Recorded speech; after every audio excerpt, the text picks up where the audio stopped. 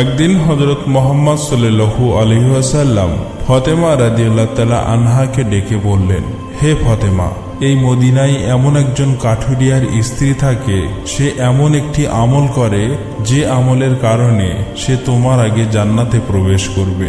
হুজুরে পাক সাল্লাল্লাহু আলাইহি ওয়াসাল্লামের কথা শুনে হযরত ফাতেমা রাদিয়াল্লাহু তাআলা আনহা বললেন, আব্বাজান, এটা কিভাবে সম্ভব? আমি জান্নাতের সকল মহিলাদের সরদারিনী, কিভাবে কোনো মহিলা আমার পূর্বে জান্নাতে প্রবেশ করবে?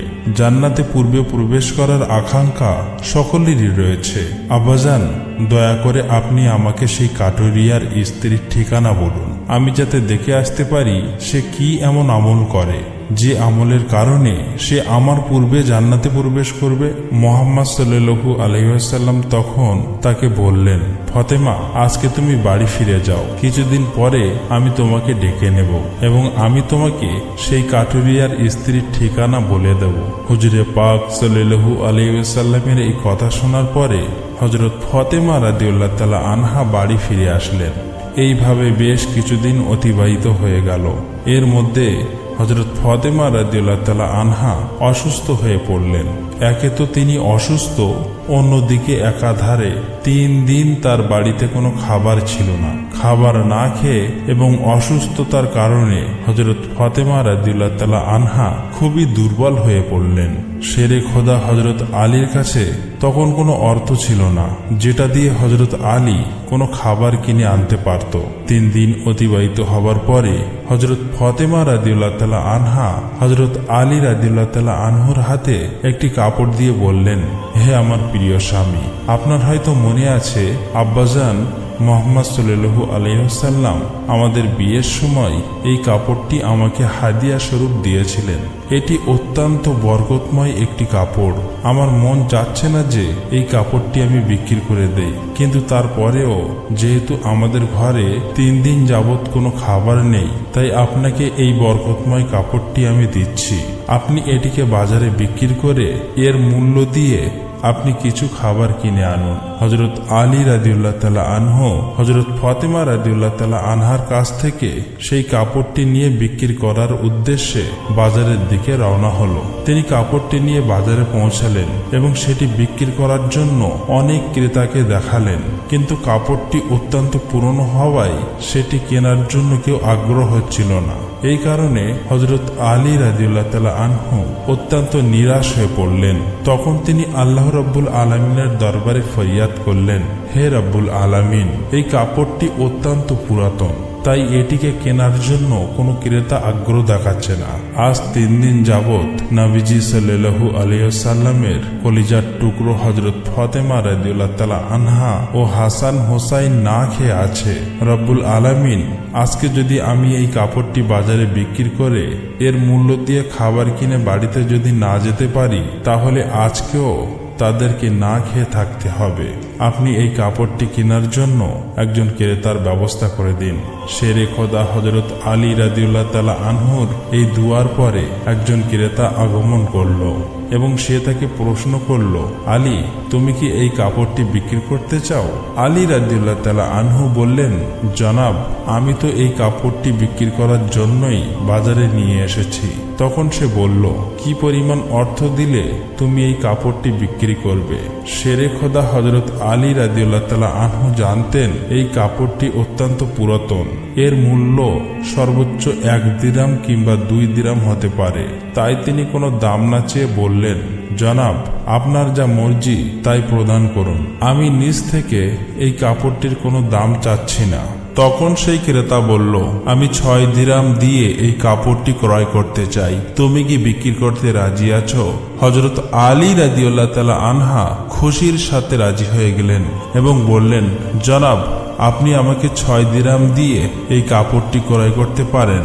এরপর ক্রেতা হযরত আলী রাদিয়াল্লাহু তাআলাকে 6 দিরহাম দিল এবং হযরত আলী রাদিয়াল্লাহু তাআলা আনহু তাকে সেই কাপড়টি হস্তান্তর করলেন। ওদিকে আল্লাহ রাব্বুল আলামিনের একদল ফেরেশতা অন্য আর একদল ফেরেশতাকে বলতে লাগলো, নবীজি সাল্লাল্লাহু আলাইহি ওয়াসাল্লামের সাহাবীরা অত্যন্ত দানশীল, তারা সুখে দুঃখে সর্ব অবস্থায় দান করে। ফেরেশতাদের এই কথা শুনে অপর একদল ফেরেশতা বলল, আল্লাহর নবীর সাহাবীরা দান করে এটা ঠিক কথা, কিন্তু তারা সুখে দুঃখে সব সময় দান করে না। তাদের হাতে যদি কিছু থাকে তাহলেই তারা দান করে, এবং তাদের হাতে থাকা জিনিসটার প্রয়োজন যদি তাদের নিজেদের থাকে তখন তারা সেই জিনিসটি দান করে না। ফেরেশতাদের এই ঝগড়ার সমাধান করতে আল্লাহ রাব্বুল আলামিন তাদেরকে বললেন, হে আমার ফেরেশতা, তোমরা পরস্পরের মধ্যে ঝগড়া না করে এই বিষয়টি পরীক্ষা করার জন্য শেরে খোদা আলীর কাছে চলে যাও। সে 6 দিরহাম দিয়ে একটি কাপড় বিক্রি করেছে, আর এই 6 দিরহাম তার অত্যন্ত প্রয়োজন। তোমরা আলীর কাছে সেই 6 দিরহাম চেয়ে দেখো সে তোমাদেরকে দেয় কিনা, আর এর মধ্যেই তোমাদের ঝগড়ার সমাধান হয়ে যাবে। আল্লাহ রাব্বুল আলামিনের পক্ষ থেকে এই নির্দেশ লাভের পরে একজন ফেরেশতা ফকির বেশে হযরত আলী রাদিয়াল্লাহু তাআলা আনহুর কাছে আগমন করলেন। শেরে খোদা হযরত আলী রাদিয়াল্লাহু তাআলা আনহু সেই 6 দিরহাম দিয়ে খাবার কিনতে যাচ্ছিলেন। ইতিমধ্যে ফকির বেশে সেই ফেরেশতা বললেন, হে আল্লাহর বান্দা, আমি কয়েকদিন যাবৎ না খেয়ে রয়েছি। দীর্ঘদিন না খেয়ে থাকার কারণে আমার শরীরে সামান্যতম নড়াচড়া করার শক্তি নেই। আমি আল্লাহর ওয়াস্তে তোমার কাছে কিছু ফরিয়াদ করছি। যদি তোমার কাছে কোনো অর্থ থাকে দয়া করে আমাকে সেগুলি দান করো, যাতে সেই অর্থ দিয়ে আমি খাবার কিনতে পারি এবং আমার ক্ষুধার জ্বালা নিবারণ করতে পারি। ফকিরের এই প্রার্থনা শুনে হযরত আলী রাদিয়াল্লাহু তাআলা আনহু ভাবতে লাগলেন, হে আল্লাহ, আজ 3 দিন যাবৎ আমার স্ত্রী ও সন্তানেরা না খেয়ে রয়েছে। 3 দিন পরে আমার স্ত্রী ফাতেমা আমাকে একটি কাপড় বিক্রি করতে দিলেন। বলা ছিল সেই কাপড় বিক্রি করে তার অর্থ দিয়ে আমি তাদের জন্য কিছু খাবার কিনে নিয়ে যাব। কিন্তু এখন আল্লাহর এক অসহায় বান্দা আমার কাছে ভিক্ষা প্রার্থনা করছে। এখন আমি কি করব? আমি কি আমার স্ত্রী ও সন্তানদের জন্য খাবার কিনে নিয়ে যাব, নাকি এই ভিক্ষুকদের দান করে দেব? সর্বশেষে তিনি সিদ্ধান্ত নিলেন যে এই অর্থগুলি ভিক্ষুকে দান করে দেবেন। অতঃপর তিনি মনে মনে ভাবতে লাগলেন, আল্লাহ আমার উত্তম অভিভাবক, এই ভিক্ষুককে আমি 6 দিরহাম দান করে দেই, অতঃপর আল্লাহ রাব্বুল আলামিন আমার জন্য উত্তম ব্যবস্থা করে দেবেন। তখন তিনি সেই 6 দিরহাম ভিক্ষুককে দান করে দিলেন।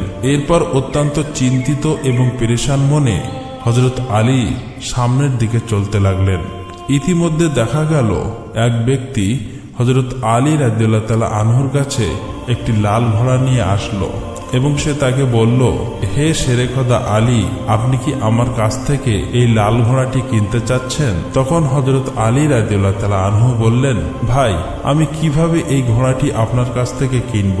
আমার হাতে তো কোনো অর্থ নেই। তখন সেই ব্যক্তি বলল, হে শেরে খোদা হযরত আলী, আমি বাকিতে আপনার কাছে এই ঘোড়াটি বিক্রি করব। আপনি এই ঘোড়াটি নিয়ে ব্যবসা করুন, এরপর ব্যবসায় লাভ হলে আমার মূল্য আমাকে চুকিয়ে দেবেন। হযরত আলী রাদিয়াল্লাহু তাআলা আনহু তখন ভাবলেন, যেহেতু বাকিতে তিনি আমাকে এই ঘোড়াটি বিক্রি করতে চাইছে, তাহলে তা নিতে আমার সমস্যা কোথায়? অতঃপর হযরত আলী রাদিয়াল্লাহু তাআলা আনহু বললেন, আপনি কত দিরহামের বিনিময়ে এই ঘোড়াটি বিক্রি করবেন? সেই ব্যক্তিটি বললেন, আমি 100 দিরহামের বিনিময়ে এই ঘোড়াটি আপনার কাছে বিক্রি করলাম। হযরত আলী রাদিয়াল্লাহু তাআলা আনহু সেই ঘোড়াটি 100 দিরহামের বিনিময়ে তার কাছ থেকে কিনে নিল। এরপর ঘোড়াটি বিক্রি করার জন্য বাজারে নিয়ে গেল। হযরত আলী রাদিয়াল্লাহু তাআলা আনহু যখন সেই ঘোড়াটি বিক্রি করার জন্য বাজারে নিয়ে গেলেন, তখন এক ব্যক্তি এসে তাকে জিজ্ঞেস করলেন, হে শেরে খোদা হযরত আলী, আপনি কি এই ঘোড়াটি বিক্রি করতে চান? তখন হযরত আলী রাদিয়াল্লাহু তাআলা আনহু বললেন, ভাই, আমি তো এই ঘোড়াটি বিক্রি করার জন্যই বাজারে নিয়ে এসেছি। সেই ব্যক্তিটি বললেন, আপনি কত দিরহামের বিনিময়ে এই ঘোড়াটি বিক্রি করতে চান? আলী রাদিয়াল্লাহু তাআলা আনহু নিজের থেকে কোনো দাম না বলে সেই ব্যক্তিকে বললেন, আপনি কত দিরহামের বিনিময়ে এই ঘোড়াটি কিনতে পারবেন? সেই ব্যক্তিটি বলল, আমি 160 দিরহামের বিনিময়ে আপনার কাছ থেকে ঘোড়াটি কিনতে চাই। হযরত আলী রাদিয়াল্লাহু তাআলা আনহু চিন্তা করলেন, আমি তো এই ঘোড়াটি 100 দিরহামের বিনিময়ে কিনেছি, আর তিনি আমাকে মূল্য দিতে চাইছেন 160 দিরহাম, অতএব এতে আমার 60 দিরহাম লাভ হবে। তখন হযরত আলী রাদিয়াল্লাহু তাআলা আনহু বললেন, ভাই, আমি আপনার কাছে 160 দিরহামের বিনিময়ে এই ঘোড়াটি বিক্রি করে দিলাম। সেই ব্যক্তিটি 160 দিরহামের বিনিময়ে হযরত আলীর কাছ থেকে সেই ঘোড়াটি কিনে নিলেন। হযরত আলী রাদিয়াল্লাহু তাআলা আনহু যে ব্যক্তির কাছ থেকে সেই ঘোড়াটি কিনেছিলেন তাকে 100 দিরহাম পরিশোধ করার পরেও তার কাছে রয়ে গেল 60 দিরহাম। তিনি 6 দিরহাম আল্লাহর রাস্তায় দান করেছিলেন। আল্লাহ রাব্বুল আলামিন তার বিনিময়ে তাকে 10 গুণ বৃদ্ধি করে 60 দিরহাম ফেরত দিলেন। অতঃপর সেই 60 দিরহামের বিনিময়ে শেরে খোদা হযরত আলী রাদিয়াল্লাহু তাআলা আনহু বিপুল পরিমাণ খাদ্য কিনে বাড়ির পথে রওনা হলেন। যখন তিনি বিপুল পরিমাণে খাদ্য কিনে বাড়িতে ফিরে আসলেন, তখন হযরত ফাতেমা রাদিয়াল্লাহু তাআলা আনহা তাকে বললেন, হে আলী, আমি তোমাকে যে কাপড়টি বিক্রি করতে বলেছিলাম সেই কাপড়ের মূল্য দিয়ে তো এত পরিমাণ খাবার কেনা সম্ভব নয়, তাহলে তুমি এত খাবার কেনার অর্থ কোথায় পেলে? তুমি আগে আমাকে এই কথা বলো, তারপরে আমার বাড়িতে প্রবেশ করতে পারবে। হযরত আলী রাদিয়াল্লাহু তাআলা আনহু বললেন, ফাতেমা, আগে আমি বাড়িতে প্রবেশ করি, তারপরে না হয় আমি তোমাকে প্রকৃত ঘটনা খুলে বলবো। কিন্তু হযরত ফাতেমা রাদিয়াল্লাহু তাআলা আনহা তাকে বললেন, আগে আপনি প্রকৃত ঘটনা খুলে বলুন, তারপরেই আপনি বাড়িতে প্রবেশ করতে পারবেন। শেরে খোদা হযরত আলী রাদিয়াল্লাহু তাআলা আনহু বললেন, ফাতেমা, তুমি তো ভালো করেই জানো যে তোমার স্বামী হযরত আলী কোনোদিনই কোনোভাবেই অবৈধ অর্থ উপার্জন করতে পারে না। আমি যে পন্থায় এই অর্থগুলি উপার্জন করেছি তা সম্পূর্ণ বৈধ একটি পন্থা, অতএব এই ব্যাপারে তোমার সন্দেহ করার কোনো কারণ নেই। কিন্তু হযরত ফাতেমা রাদিয়াল্লাহু তাআলা আনহা হযরত আলী রাদিয়াল্লাহু তাআলা আনহুর এই কথাগুলি তেমন ভাবে বুঝতে চাইছিলেন না। হযরত আলী ও হযরত ফাতেমার মাঝে এই ঘটনা ঘটার কিছুদিন পরে নবী পাক সাল্লাল্লাহু আলাইহি ওয়াসাল্লাম হযরত ফাতেমাকে তার দরবারে ডাক দিলেন। অতঃপর তিনি তাকে বললেন, হে ফাতেমা, তোমার কি মনে আছে আমি কিছুদিন পূর্বে তোমাকে বলেছিলাম একজন কাঠুরিয়ার স্ত্রী তোমার পূর্বে জান্নাতে প্রবেশ করবে? হযরত ফাতেমা রাদিয়াল্লাহু তাআলা আনহা বললেন, আব্বাজান, অবশ্যই আমার মনে আছে এবং আমি সেই কাঠুরিয়ার স্ত্রীর সঙ্গে সাক্ষাৎ করার জন্য অধীর আগ্রহে ব্যাকুল হয়ে আছি। দয়া করে আপনি আমাকে তার ঠিকানা বলুন যাতে আমি দেখে আসতে পারি। সেই কাঠুরিয়ার স্ত্রী কি এমন আমল করে যার কারণে সে আমার পূর্বে জান্নাতে প্রবেশ করবে? তখন মুহাম্মদ সাল্লাল্লাহু আলাইহি ওয়াসাল্লাম তাকে বললেন, হে ফাতেমা, কোনো এক নির্জন জঙ্গলের মাঝে সেই কাঠুরিয়া ও তার স্ত্রী বসবাস করে। তুমি যাও, তার সঙ্গে সাক্ষাৎ করে এসো। রাসূল সাল্লাল্লাহু আলাইহি ওয়াসাল্লামের কাছ থেকে সেই কাঠুরিয়ার স্ত্রীর ঠিকানা পেয়ে হযরত ফাতেমা রাদিয়াল্লাহু তাআলা আনহা তার সাথে সাক্ষাৎ করার জন্য রওনা হলেন। যখন তিনি কাঠুরিয়ার বাড়িতে এসে পৌঁছালেন, তখন হযরত ফাতেমা রাদিয়াল্লাহু তাআলা আনহা সালাম দিয়ে বললেন, বাড়িতে কি কেউ আছেন? আমি নবীর মেয়ে হযরত ফাতেমা বলছি, আমি কি বাড়ির ভিতরে আসতে পারি? বাড়ির ভিতর থেকে আওয়াজ আসলো, আমি পরম সৌভাগ্যবান যে আমার বাড়িতে নবীর মেয়ে হযরত ফাতেমা আগমন করেছেন। হে আল্লাহর নবীর মেয়ে, আপনি বলুন কেন আমার বাড়িতে আগমন করেছেন? তখন হযরত ফাতেমা রাদিয়াল্লাহু তাআলা আনহা বললেন, আমি আপনার সাথে দেখা করতে চাই, দয়া করে আমাকে ভিতরে আসতে দিন। তখন কাঠুরিয়ার স্ত্রী বলল, হে আল্লাহর নবীর মেয়ে, সে জান্নাতের সর্দারিনী, আপনার সাথে দেখা করার একান্ত ইচ্ছা ও আগ্রহ আমার মনেও রয়েছে, কিন্তু তারপরেও আমি আপনাকে ঘরে আসার অনুমতি দিতে পারি না, কেননা এটি আমার স্বামীর ঘর, আর আমি আমার স্বামীকে না বলে কোনো মানুষকেই ঘরে ঢোকার অনুমতি দিতে পারি না। দয়া করে আপনি আগামীকালকে আসবেন, আমি আমার স্বামীর কাছ থেকে আপনার ব্যাপারে অনুমতি নিয়ে রাখব। যদি আমার স্বামী অনুমতি দান করেন তবেই কেবল আপনাকে ঘরে প্রবেশ করার অনুমতি দিতে পারি।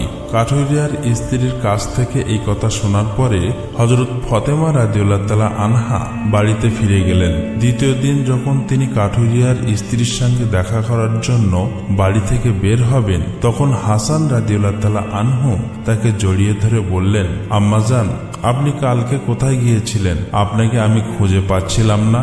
আম্মাজান, আপনি যেখানে যাচ্ছেন দয়া করে আমাকেও আপনার সাথে নিন। হযরত ফাতেমা রাদিয়াল্লাহু তাআলা আনহা তখন তার বড় পুত্র হযরত হাসানকে তার সাথে নিলেন। এরপরে তিনি কাঠুরিয়ার স্ত্রীর বাড়িতে পৌঁছে গেলেন। অতঃপর সালাম দিয়ে বললেন, বাড়িতে কি কেউ আছেন? আমি নবীর মেয়ে ফাতেমা বলছি এবং আমার সাথে আমার বড় পুত্র হাসান রয়েছে।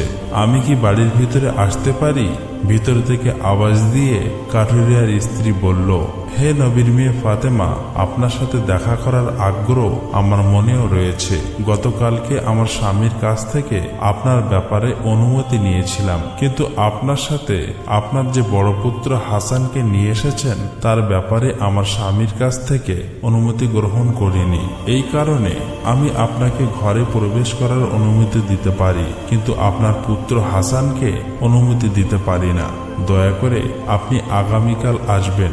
আপনার পুত্র হাসানের ব্যাপারে আমার স্বামীর কাছ থেকে অনুমতি নিয়ে রাখব। কাঠুরিয়ার স্ত্রীর কাছ থেকে এই কথা শোনার পর হযরত ফাতেমা রাদিয়াল্লাহু তাআলা আনহা আবারও বাড়ি ফিরে গেলেন। পরের দিন আবারও তিনি যখন কাঠুরিয়ার স্ত্রীর সঙ্গে দেখা করার জন্য রওনা করবেন, তখন তার ছোট ছেলে হযরত হুসাইন রাদিয়াল্লাহু তাআলা আনহু তাকে জড়িয়ে ধরে বললেন, আম্মাজান, আপনি 2 দিন ধরে কোথাও যাচ্ছেন, আমি আপনাকে খুঁজে পাচ্ছি না। আজকে আপনি আমাকেও সঙ্গে নিয়ে যান। হযরত ফাতেমা রাদিয়াল্লাহু তাআলা আনহা তখন 2 পুত্র হযরত হাসান ও হোসাইনকে সঙ্গে নিয়ে আবারও সেই কাঠুরিয়ার বাড়িতে গেলেন। বাইরে থেকে তিনি সালাম দিয়ে বললেন, বাড়িতে কি কেউ আছেন? আমি নবীর মেয়ে ফাতেমা বলছি এবং আমার সাথে আমার 2 পুত্র হাসান এবং হোসাইন রয়েছে। বাড়ির ভিতর থেকে কাঠুরিয়ার স্ত্রী আওয়াজ দিয়ে বললেন, মা, হে নবীর মেয়ে ফাতেমা, আপনার সঙ্গে দেখা করার আগ্রহ ও আকাঙ্ক্ষা আমার মনের মধ্যে রয়েছে। গতকালকে আপনার ব্যাপারে এবং আপনার বড় ছেলে হাসানের ব্যাপারে আমার স্বামীর কাছ থেকে অনুমতি নিয়েছি, কিন্তু আপনার ছোট ছেলে হোসাইনের ব্যাপারে আমার স্বামীর কাছ থেকে কোনো অনুমতি গ্রহণ করিনি। দয়া করে আজকেও আপনি ফিরে যান এবং আগামীকালকে আপনি আসবেন। আগামীকালকে আপনাদের 3 জনের ব্যাপারেই আমি অনুমতি গ্রহণ করে রাখব। কাঠুরিয়ার স্ত্রীর এই কথা শোনার পর হযরত ফাতেমা রাদিয়াল্লাহু তাআলা আনহা আবারও বাড়িতে ফিরে এলেন। পরের দিন ফাতেমা রাদিয়াল্লাহু তাআলা আনহা আবারও সেই কাঠুরিয়ার স্ত্রীর বাড়িতে আসলেন। তখন তাকে কাঠুরিয়ার স্ত্রীর ঘরে প্রবেশ করার অনুমতি দিল। হযরত ফাতেমা রাদিয়াল্লাহু তাআলা আনহা ঘরে প্রবেশ করে দেখল কাঠুরিয়ার স্ত্রী বসে আছে, আর তার সঙ্গে রাখা আছে একটি লাঠি, একটি মোটা দড়ি আর একটি পাত্রে পানি। এগুলি দেখে হযরত ফাতেমা রাদিয়াল্লাহু তাআলা আনহা তাকে জিজ্ঞেস করলেন, আপনি এগুলি নিয়ে বসে আছেন কেন? সারাদিন পরিশ্রম করার পরে যখন আমার স্বামী বাড়িতে ফিরবে তখন হয়তো তার অজু করার প্রয়োজন হবে অথবা তার পানি পান করার প্রয়োজন হবে। আমি চাই না আমার ক্লান্ত স্বামী পানির জন্য সামান্যতম কষ্ট পাক, যাতে পানির প্রয়োজন হবার সাথে সাথেই আমি তার কাছে পানি পৌঁছে দিতে পারি। এই কারণেই আমি পানি নিয়ে বসে আছি। হযরত ফাতেমা রাদিয়াল্লাহু তাআলা আনহা আবার জিজ্ঞেস করলেন, হে বোন, তাহলে এই লাঠি নিয়ে বসে আছো কেন? তাছাড়া এই দড়ির কি প্রয়োজন? কাঠুরিয়ার স্ত্রী তখন উত্তর দিল, আমার স্বামী যদি কোনো কারণে আমার উপর অসন্তুষ্ট হয় এবং আমাকে শাস্তি দেওয়ার ইচ্ছে করে, তখন তার প্রয়োজন হবে একটি লাঠি, এবং আমাকে বেঁধে যাতে শাস্তি দিতে পারে তার জন্য প্রয়োজন হবে একটি দড়ি।